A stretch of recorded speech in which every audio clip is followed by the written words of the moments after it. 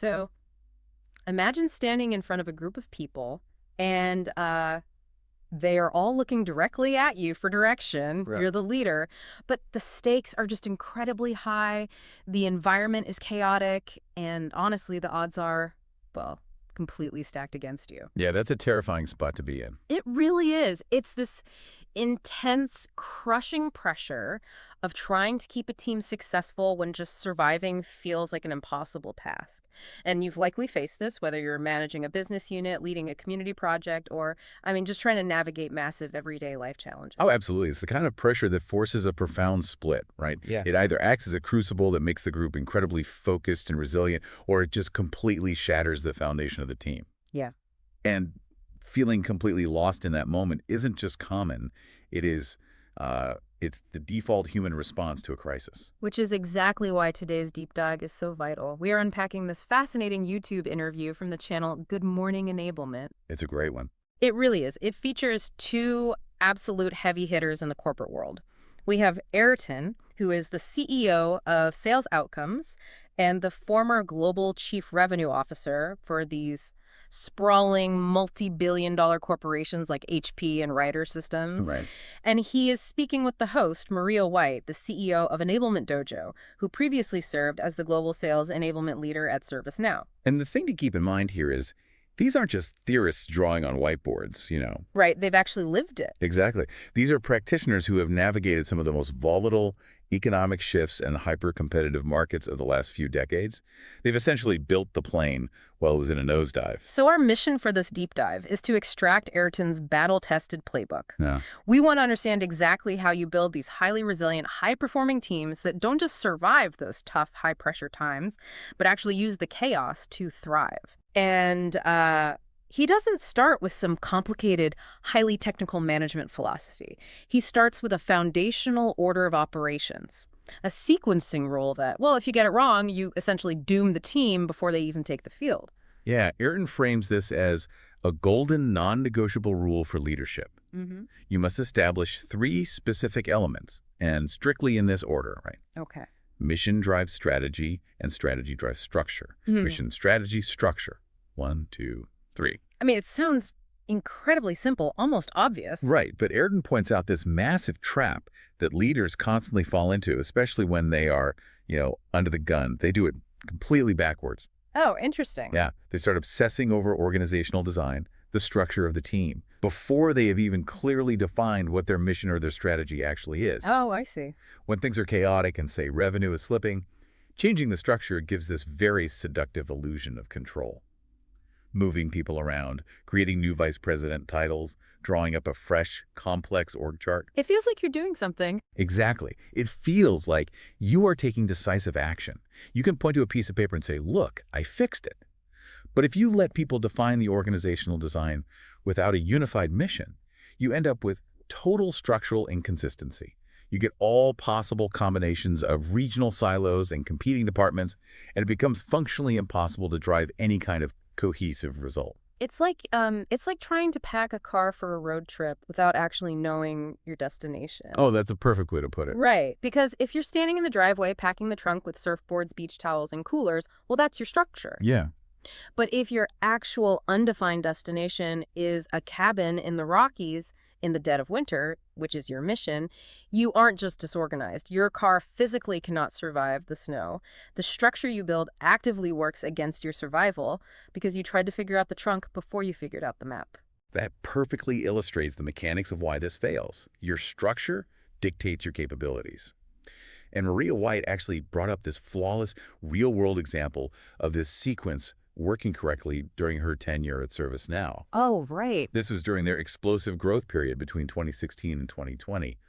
They used this exact 1-2-3 sequence to scale the company from under $1 billion to $4 billion in just 4 years. That is staggering growth. Yeah. How did that sequence physically play out on the ground? So they started with the destination. Their mission was crystal clear and universally understood. Hit $4 billion in revenue by 2020. That was the singular shining star every single employee was walking toward. Okay, makes sense. Once that mission was locked, they had to define the strategy to get there. and their strategy was to sell exclusively into the Global 2000 companies. And to put that in perspective for a second, targeting the Global 2000 isn't just like a list of big companies. It means navigating 6 to 18-month sales cycles, dealing with procurement departments the size of small armies, and requiring a highly specialized, deeply technical sales approach. I mean, you can't just stumble into those deals with a generic pitch. Precisely. Yeah. The strategy required immense specialized heavy lifting. And because they defined that strategy first, the structure almost revealed itself. Oh, I see. They knew they were targeting massive global enterprises, so they structured their sales teams by highly specific industries and account types. And they integrated a robust partner strategy to support the sheer scale of the deployments. Wow. So the $4 billion mission dictated the enterprise strategy, and that enterprise strategy dictated an industry-specialized structure. Airton notes that when those first two are clear, organizing the team is no longer a guessing game. It becomes a mathematical necessity. But, getting that structural foundation right on paper is one thing. Having that perfect structure creates a bit of a false sense of security, doesn't it? Oh, for sure. Because the second that team actually hits the floor and starts operating, the beautiful long-term strategy immediately collides with the panic of hitting this month's quota. Oh, yeah. Always. How does a leader manage the intense daily pressure for immediate results without burning the entire newly structured team to the ground? Right. Because in the business world, the pressure for immediate short-term numbers is just relentless. And Airton identifies a very specific, highly toxic behavioral loop that leaders fall into when they feel the heat from their board or their investors. He calls it the trap of frequency. Which is the absolute obsession with the forecast, right? Yes, exactly. Yeah. Leaders start adopting this magical thinking that if they just review the numbers more frequently, the numbers will somehow magically improve on their own. Right. So a quarterly review becomes monthly. Then it becomes a weekly pipeline call. And in times of real panic, it devolves into daily forecast reviews. But badgering a sales rep every single morning doesn't miraculously make the client's legal team sign the contract any faster. No, not at all. It just creates panic. It incentivizes the team to either lie about where a deal is at or offer massive margin-destroying discounts just to get the boss off their back for the next 24 hours. It drives people completely insane. It locks the entire organization into this stressful rinse and repeat cycle, recycling the exact same 5 stalled deals on the table over and over without actually moving the dial forward. Yeah. But the deeper damage is psychological. It sends a glaring message to the team that the only thing that matters is surviving the current quarter. There is no future. Every quarter becomes a brand new patient you have to resuscitate. Hold on. I mean, it is very easy for us to sit back here and champion long-term sustainability and healthy psychology. Sure. But if I am a leader and my CEO is threatening to fire me on Friday because our numbers are in the gutter, or, if my small business might literally miss payroll this month, I am not gazing at the distant horizon. No, you're not. I am putting out the fire in front of me right now. It feels fundamentally unrealistic to tell someone in survival mode not to obsess over the immediate numbers. That tension right there is the hardest part of the job. But Airton's solution isn't to pretend the fire doesn't exist. You don't ignore the short-term forecast. You have to review it. Right. The secret is that you must establish a balanced cadence. You have to look at that burning forecast alongside 2 other critical elements, and you have to do it with the exact same level of intensity. So you're forcing a split in your own attention. You are. Element 1 is the current forecast, the fire. Element 2 is looking 2 to 3 quarters ahead at the pipeline. You have to aggressively ask, are we actually building for the future? Or are we just pulling all our future deals forward to survive today, which guarantees we starve next year? Oof, yeah. You shift focus because, frankly, the actions you take today won't dramatically change the current quarter, but they will dictate the future. And if you have the present forecast and the future pipeline, what's the third element? It has to be looking completely outside your own building, right? Exactly. Competitive analysis. While you are mapping out that future pipeline, you have to constantly ask, what is the competition doing? How are they shifting? And how can we position ourselves to intercept them? And the beauty of this is how it changes the mechanics of a meeting. You aren't adding 3 times as many meetings to a burned out team's calendar. Right. No one wants more meetings. No, you are restructuring the time you already have. Instead of spending 60 agonizing minutes sweating over the same stalled deals, you spend 20 minutes on the forecast, 20 on building the future pipeline, and 20 on competitive intelligence. Yeah. By forcing that structure, you physically shift the energy of the room. You pull them out of a state of sheer panic and move them into proactive, strategic problem solving. It restores their sense of agency. It proves to the team structurally that there actually is a future beyond this immediate crisis. But shifting that internal focus only solves half the problem. Because you can have the most beautifully balanced meeting cadence in the world, but if a fierce, completely unexpected competitor suddenly drops into your market and starts eating your pipeline, you need a tangible solution, not just a good agenda. That's true. Suddenly, this agile little startup is taking your market share. Where do you find the actual strategies to beat them? Well, this brings us to what Airton considers the single most underestimated resource in building a resilient team, which is understanding where your best solutions actually live. Okay. When a crisis hits or a disruptor arrives, the instinct for almost every company is to retreat. It's the boardroom myth. You gather a tiny group of the most senior executives, lock yourselves in a room, and try to brainstorm some top-down miracle strategy to save the day. And the people in that room are usually the ones furthest away from the actual problem. Always, always. Airton is incredibly clear on this point. The miracle rarely comes in the boardroom. The solution is almost always already inside the organization. The people who actually hold the knowledge are the people working in the trenches. They're the ones taking the punches, talking to the frustrated customers, fighting the new competitor daily, and quietly figuring out clever workarounds just to hit their quotas. Right. So the secret isn't inventing a strategy from scratch. It's identifying the person on the front lines who has already solved the problem and then weaponizing their solution across the rest of the company. Exactly. So if you have a global operation, your team in Asia Pacific might be absolutely crushing this new competitor, while your team in Europe is getting decimated. The leader's job is simply to take the winning playbook from Asia and teach it to Europe. On paper, knowledge sharing is perfectly logical. But the human element is where it gets incredibly tricky. Yeah, I'd imagine. Because when the economy is rough, targets are terrifyingly tight, and people are exhausted, well, morale is usually in the basement. How do you practically motivate a stressed-out, overworked person in Asia to take precious time out of their day to document their process and help a struggling team halfway across the world? Right, because we usually assume the only way to motivate people in that state is to just throw massive cash bonuses at them. Right. But Airton solves this through a radically different mechanism, doesn't he? It's the sheer power of non-financial recognition. Yes. He shared a brilliant story to illustrate this. He found a highly innovative deal that was closed by a single salesperson all the way over in Australia. Okay.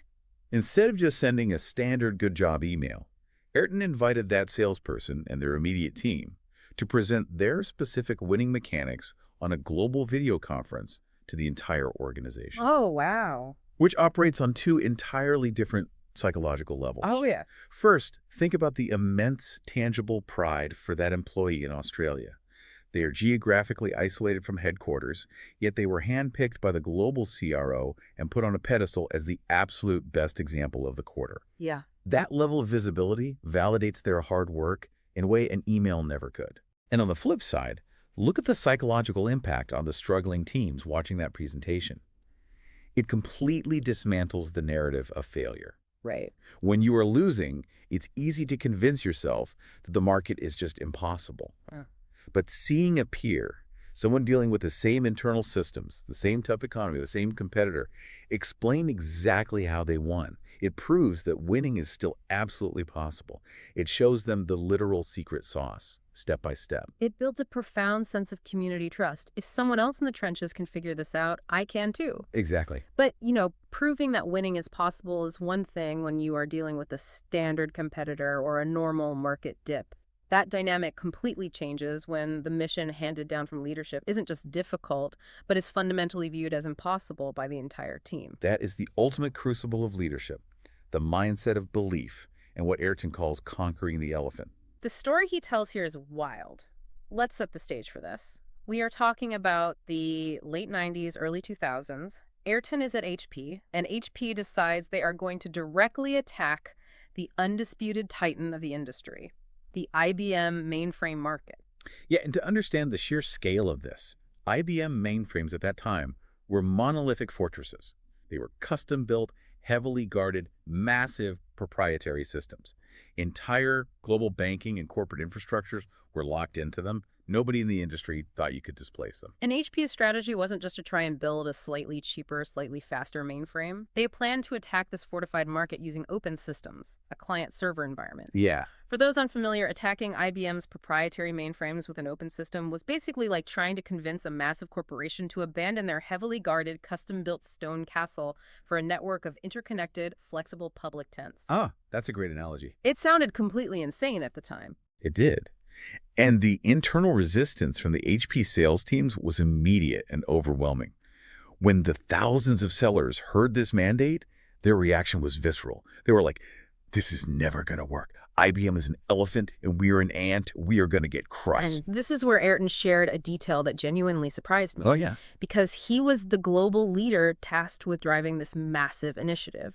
You always expect the general charging the hill to have absolute blind faith in the mission. Right. But Airton admitted, with incredible vulnerability, that he personally had deep internal doubts. Right, really? Yeah. He received the mandate from above, but privately, he wasn't 100% convinced they could actually pull it off. It is vanishingly rare to hear a high-level executive admit that they were just as terrified and doubtful as the people they were supposed to be leading. That is rare. Yeah. But it really highlights the core mechanism of leadership under fire. Because despite his intense internal doubts, he refused to project that fear downward to his team. Right. He understood a fundamental truth. A team's confidence is a direct mirror of their leader's confidence.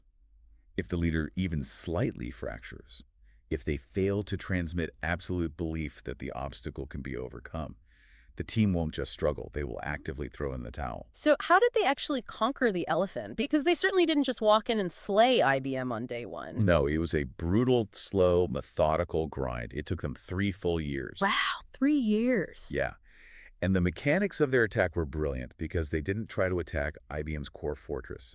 They zoomed in on the edges. They looked for specific clients where IBM's rigid, expensive lock-in was actually a weakness, where clients desperately needed the agility and flexibility that an open system provided. Oh, smart. They chipped away at those edge cases, winning one highly strategic client at a time. Every single small victory proved the concept and built the team's confidence for the next slightly bigger battle. It's the ultimate example of manufacturing momentum. You chip away at the edges until the impossible just becomes the new normal. Exactly. And the historical payoff of that specific impossible mission is staggering to think about today.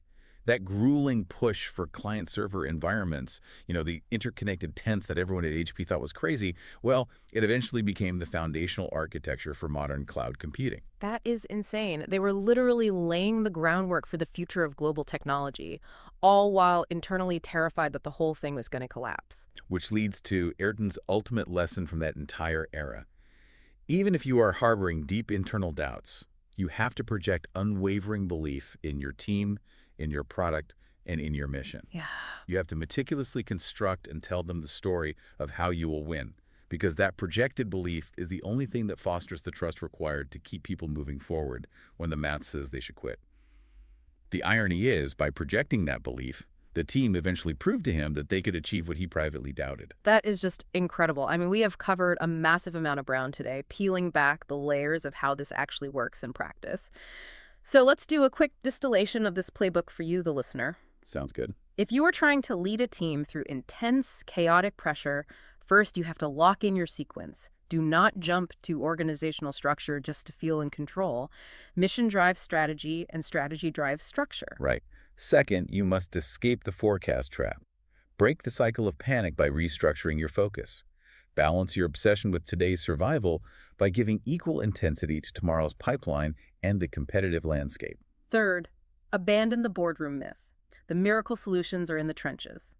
Identify what is working on the front lines and use the immense power of global recognition to spread those tactics and prove to the rest of the team that winning is still possible. And finally, when faced with a fundamentally impossible task, project unwavering belief. Your team's ability to execute is directly tied to the confidence they see in you.